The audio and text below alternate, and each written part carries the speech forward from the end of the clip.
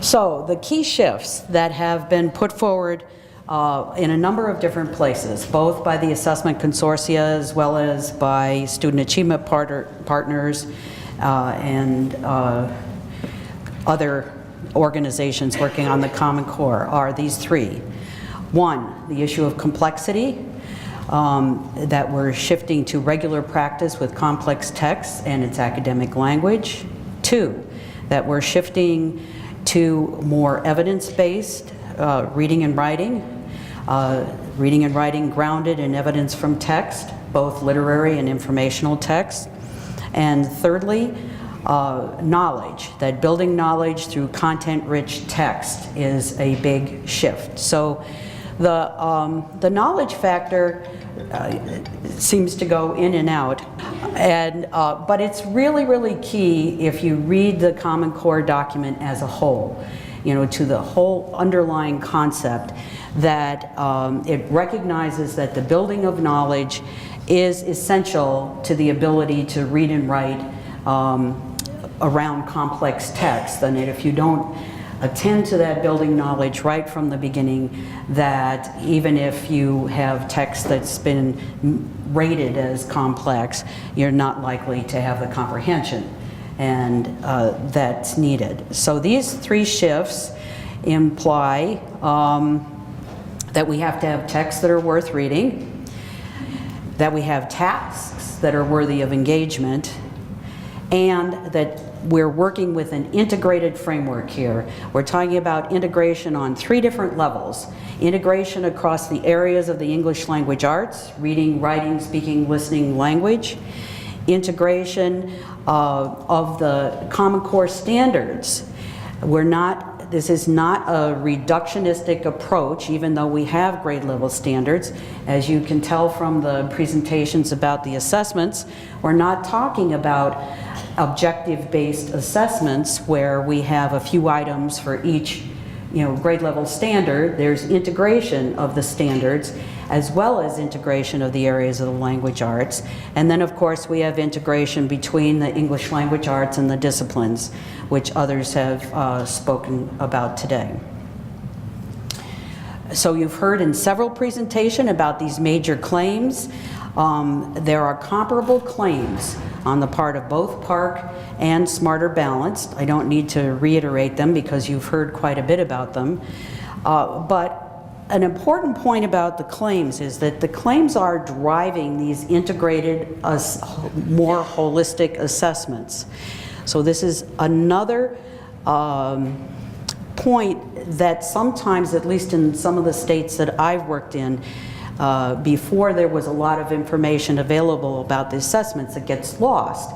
Some of the states I've worked in, they've simply done crosswalks between the K-12 grade level standards and the previous set of state standards on the assumption that the assessments would be more like the assessments that we were used to. And so there would be, they would be driven by separate individual standards, which in recent years read almost like, you know, the old behavioral objectives. But that's not the case. You have to take the document as a whole. You have to recognize that the assessments are being driven by these sets of claims, which are then promoting a view of integration across the language arts, integration of the standards, and reductionistic curricula that focus on individual K-12 grades level standards. You know, a curriculum and assessment that's focused in that way is not going to prepare students for these assessments. So, my little breakdown of the kinds of items for both Park and then Smarter Balanced. Multiple choice in Park are, as you've heard, the evidence-based selected response and the technology-enhanced constructed response. For Smarter Balanced, they're the selected response and the technology enhanced. What we've always called open-ended items, we have the prose constructed response for Park and the constructed response for Smarter Balanced. And then we have performance tasks in both assessments. 3 different kinds of performance tasks in Park: the literary analysis, the narrative, and the research simulation task. And with Smarter Balanced, they have various combinations of different stimuli, information processing demands, and products and performances. So the PARC end-of-year assessment, I'm only going to pretty much talk about the summative assessments because I think that that's what's on everybody's minds, is how you begin to think about instruction that prepares students for the summatives. So the PARC end-of-year assessments include the 2 types of multiple choice questions, and the performance assessments include all 3 types of items. And the Smarter Balanced Computer Adaptive Assessments or tests include all 3 item types. And the performance tasks consist of research questions, which are largely selected response and constructed response, and a writing prompt. I'm going to show you some examples of this. So you've seen various versions of this. This for Smarter Balanced, what we're focused on here is the last 12 weeks of the year, the summative assessment that includes performance tasks and the computer adaptive assessment. And so they're required, and I put in there what the different item types are. So here's the PARC version. At the summative assessment, the end of year is the performance-based assessment, the PBA, and the end of year assessment. And these are the 2 types of items that I'm going to show you some examples of. All right, so this took forever to put together, believe it or not, but this is what is currently available on the websites. So here's the administration times and the number of sessions to give you an idea of just how much time these assessments are going to take. So in PARC, the end of the year is 260 at the 3rd grade level, 2 60-minute sessions, and then the performance task is a 40 to 60-minute session or time for each of the tasks, which adds up to about 4.5 hours. And by the time you get down to, this is just the English language arts, it's not the math. By the time you get down to high school, it's up to almost 6 hours. So in Smarter Balanced, you heard Barb talk about the classroom activity, that still they haven't decided whether they're going to have it or not. But without the classroom activity, see the distribution is the computer adaptive test is 1 hour and 45 minutes at most of the levels except for high school. And then the performance task is at grade 3, 35 minutes for the stimuli and the research questions, and 70 minutes for the writing prompt, for a total of 3.5 hours. So you all have access to these slides on the website. But I think, as you're thinking about these tasks, it's also important to envision just how long and how many sessions we're talking about. The text lengths for the 2, for PARC, 200 to 800 at grade 3, 500 to 1500 in high school, and Smarter Balanced is 650 in grade 3 and 1100. An interesting thing, Barb, you can tell me if this is still true or not, because some of the things that you said are still on the website, and they're changing daily. But Smarter Balance calls for text on grade level for the reading questions that are part of the computer adaptive assessment, but 1 grade below level for the performance tasks where they're using to assess writing. Still right? Yes. Okay. They're not used for reading scores. Right, that's right. So they can be 1 level below grade level. And PARC uses grade level rubrics to identify texts as very complex, moderately complex, or readily accessible. I really like what PARC has done. This is a very new document, just came up April 13th or something, has done with their performance level descriptors. They have like 1 through 5, but then they have this rubric for these different levels of complexity within a grade level. And they also have descriptors of the accuracy of students' responses as well as the evidence that they cited. So, yes? Are those lexicons? No, those are length, number of words. Yeah, length. So 200 to 800 words in the passages, 650 words in the passages. Okay, these are the lengths of the text, which is important for people to know, you know, how long is it going to take kids to read these things, right? And these are grade level texts that they have to read independently.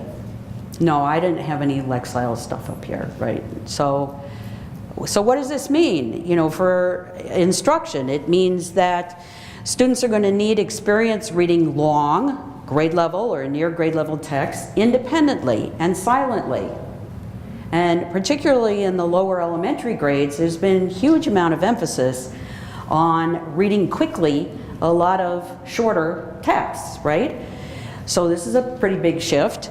That students are going to need strategies for dealing with grade level texts if they can't read them independently. You know, how are they going to make it through 650 words if they aren't able to read grade level texts independently? And they're going to need stamina.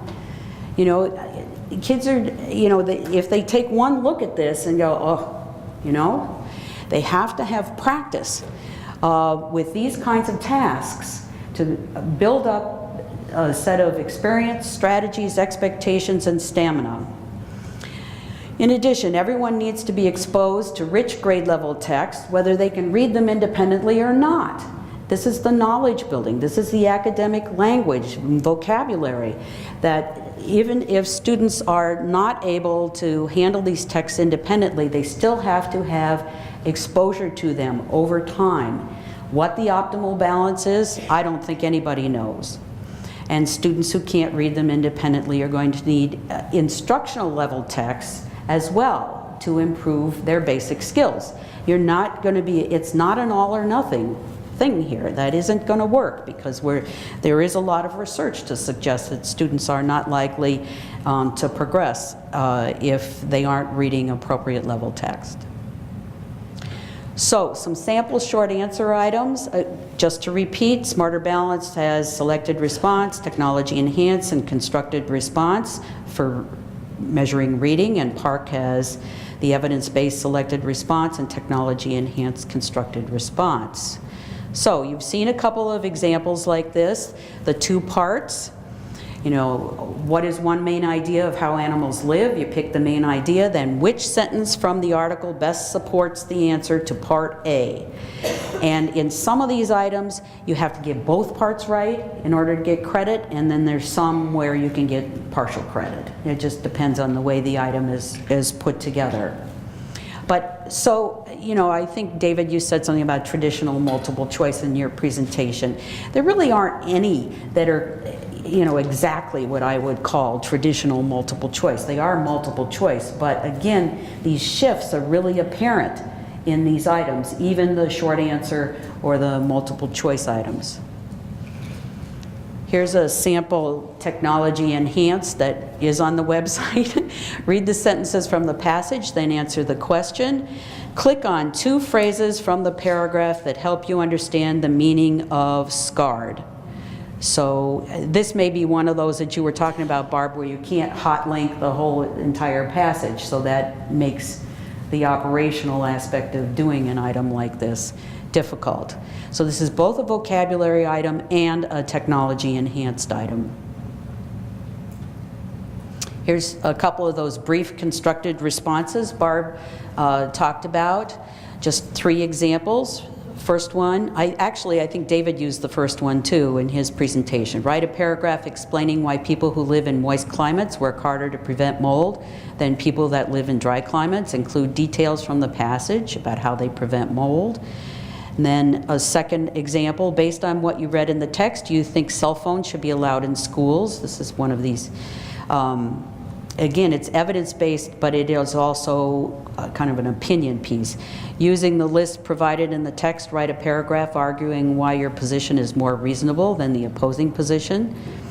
And these kinds of items can appear as part of the computer adaptive test or as research questions in the performance assessment. So there are constructed response both in the computer adaptive and in the performance assessment. Information about short answer questions. indicates that students need more than basic understanding of text. They need to practice with justifying their understandings from text. They need opportunities to apply their understanding in a variety of ways, because a lot of these questions require some kind of application, and they need experience with academic vocabulary and context. Now, my feeling is an overarching emphasis that we have to have in our comprehension instruction is on self-monitoring and fix-up. So there has to be lots of, paying attention to what's making sense, how it's making sense, how it fits with different purposes for reading, different tasks. And if it's not, well, what do I do? What do I do next? I have to go back. I have to look at it again. Do I just reread it? What other strategies can I use? I feel that at the heart of being able to perform well on these assessments is a student having control over their own reading comprehension processes.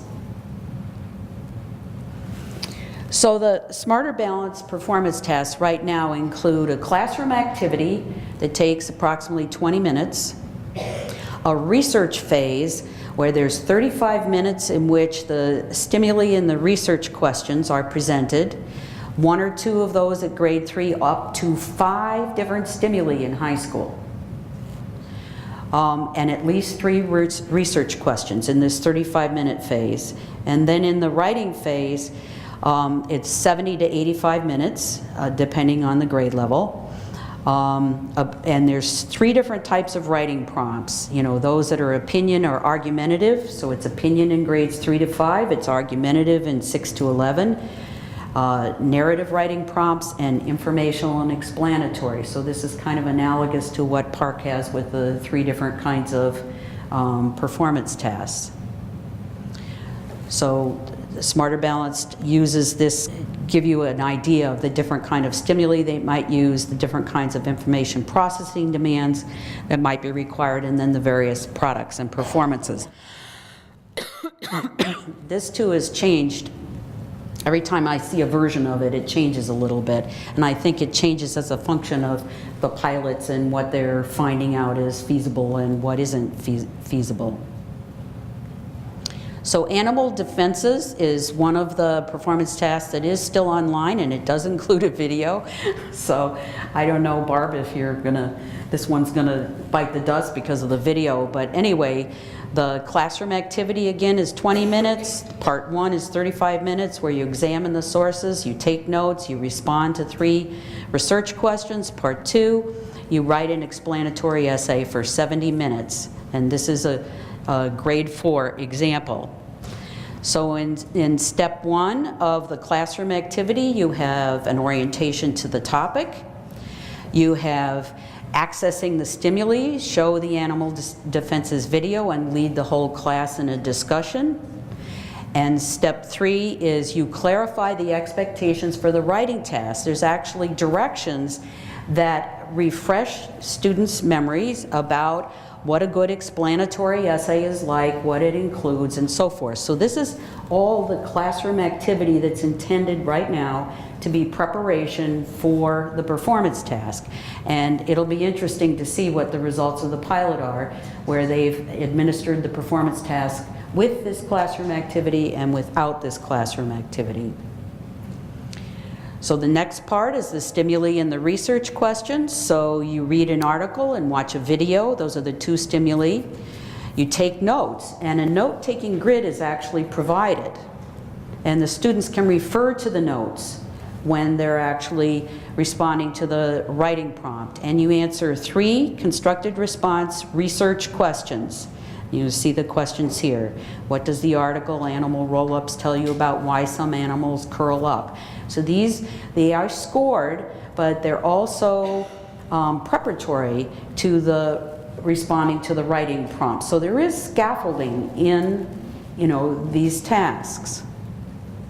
And then the writing assignment is this. Your class is preparing a museum display that will include photos of a variety of animals. You've been asked to write an article for the museum display explaining about animal defenses. Choose 1 animal from the 2 stimuli And as you see, then students have 70 minutes to review their notes and the sources to plan, draft, and revise their explanatory essays. So this just puts a little more meat on the bones of the descriptions that you had in earlier presentations. Okay, so these are the 3 types of park performance tasks.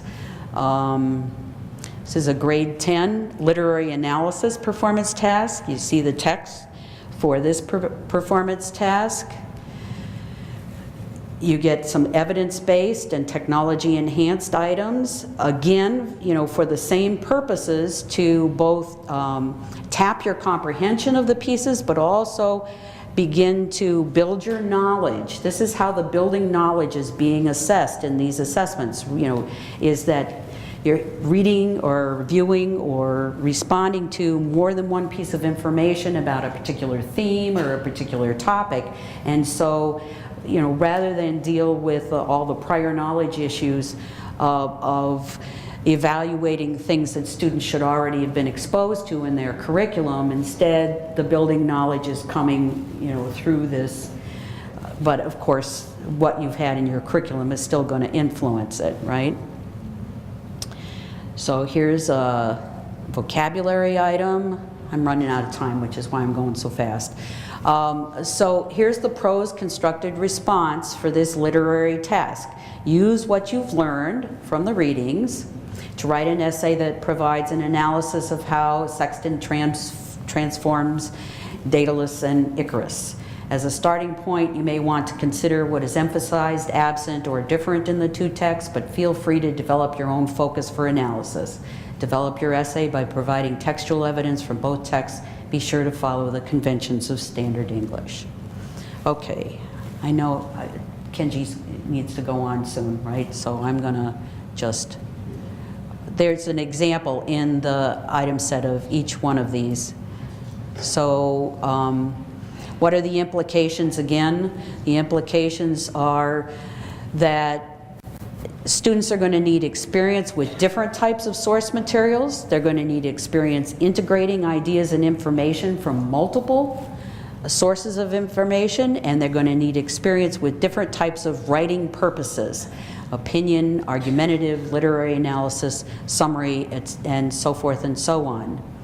So, you know, my goal here was to try to help bring home the idea that these assessments call for different kinds of curriculum and instruction than we've been focused on for at least a decade, you know, maybe longer. And I know, you know, David said it's not a good model that you design your curriculum and assessment from, or your curriculum and instruction from your assessment, and I wholeheartedly agree with that. But we are so in that mode with the accountability systems that we have in this high stakes environment that I suspect, you know, that is the way it's going to work. I also take David Coleman's point this morning when he said that as long as we're in that environment, wouldn't we rather have assessments that are worth teaching to than assessments that drive our instruction in ways that we consider, you know, to be counterproductive? And I agree with that, at the same time as I'm quite concerned about rolling out these assessments all at once, you know, every grade level for students that haven't been brought along in this type of curriculum and instruction, and as I think we all are. And I don't know, I just keep thinking that as we get closer and closer, you know, we'll come up with some, you know, sane ways to address this particular dilemma and not lose the direction that we're headed, which is much more meaningful assessment, which I think will lead to much more meaningful curriculum and instruction. So thank you.